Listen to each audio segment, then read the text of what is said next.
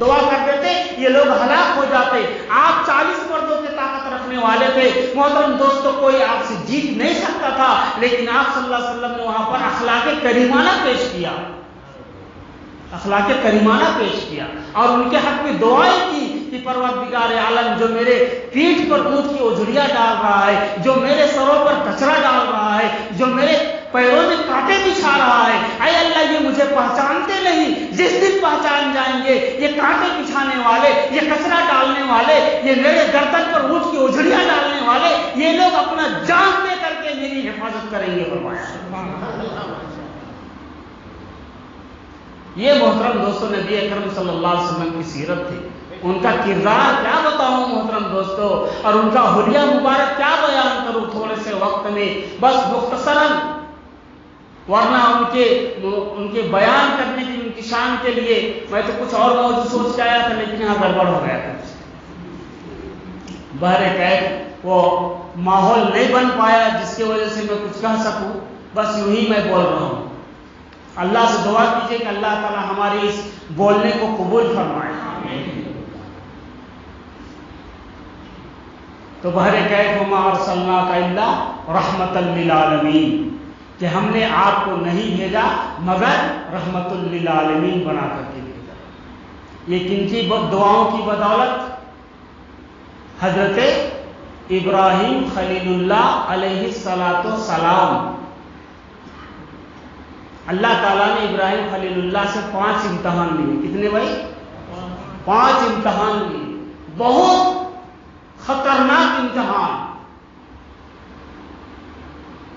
90 سال تک اولاد نہ دی.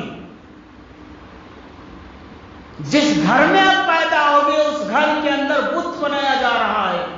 دوسرا امتحان.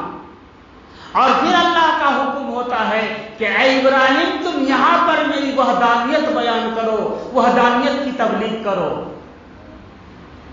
90 سال کے بعد بیٹا دیا اللہ تبارک و تعالیٰ نے. اس وقت 90 سال تک حضرت ابراہیم علیہ السلام آدم علیہ السلام کے مزار پر نہیں گئے یا دیگر انبیاء کے مزار پر نہیں گئے، بلکہ پوری امت کو سبق دیا کہ ربی حب لی من الصالحین. ابراہیم کو اگر اولاد کی ضرورت پڑے گی تو ابراہیم کسی اور کی در پر نہیں جائے گا، بلکہ ربی ذوالجلال کے در پر جائے گا اور عرض کرے گا ربی حب لی من الصالحین. ابراہیم علیہ السلام نے دعا کی. 90 سال کے بعد اللہ تبارک و تعالیٰ نے اولاد دیا. اولاد دیا، ابھی دودھ پی رہے تھے، اللہ کا حکم ہوتا ہے کہ ابراہیم تم اپنے بیٹے کو جنگل میں چھوڑ دو. ارے جہاں پر کھانا ہے، نہ پانی ہے، نہ دانا ہے، کچھ بھی نہیں ہے، اور وہاں پر چھوڑنے کا حکم ہوتا ہے. پھر آپ کو حکم ہوتا ہے کہ ابراہیم میرے خاطر تمہیں آگ میں کود جانا ہے. فرمایا بے شک جب آپ کا حکم ہے آگ میں بھی کودوں گا. ماں باپ کو چھوڑنے کا حکم ہوا، باپ کو چھوڑ دیا. اولاد کو حکم دیا چھوڑ دو، چھوڑ دیا.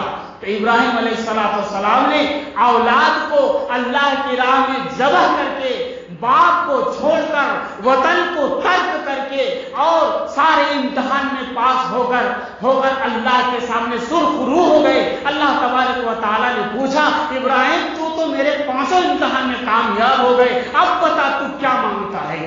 ابراہیم علیہ السلام کہنے لگے پروردگار عالم جب میں مانگوں گا نا تو تجھے دیتے ہوئے بھی افسوس ہوگا.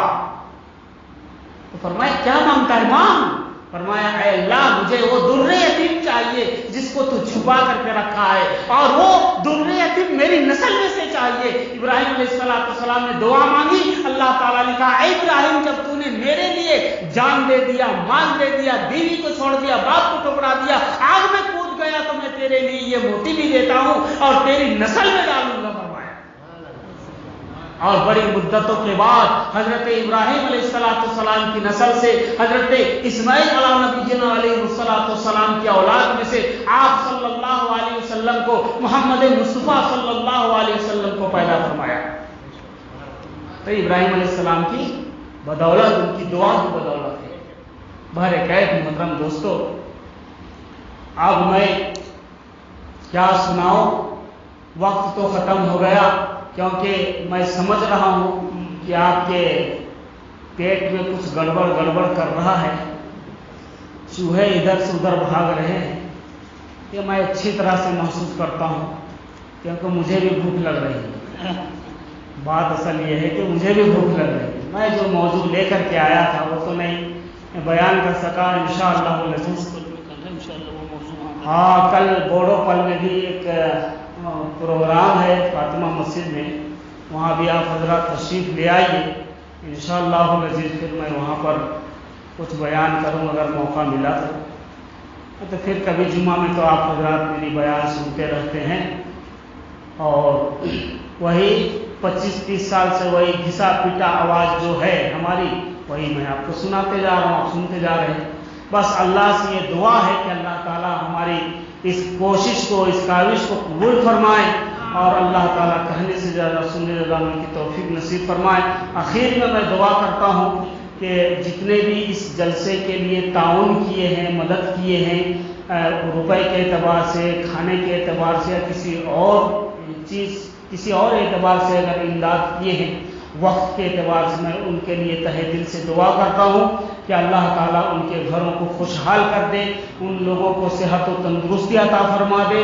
اور جتنے بھی لوگ اس جلسے کے اندر شریک ہوئے ہیں, اللہ تعالیٰ اس جلسے کی برکت سے, جلسے میں سیرت نبی صلی اللہ علیہ وسلم کی تذکرے کی برکت سے اللہ تعالیٰ سب کو صحت عطا فرمائے, تندرستی عطا فرمائے. اور آخر میں پوری کائنات کے لیے دعا کرتا ہوں, پوری دنیا کے لیے دعا کرتا ہوں کہ اللہ تبارک و تعالیٰ اس سیرت کے تذکرے کی برکت سے اللہ تعالیٰ کرونا وبا کو ختم فرما دے. آمین.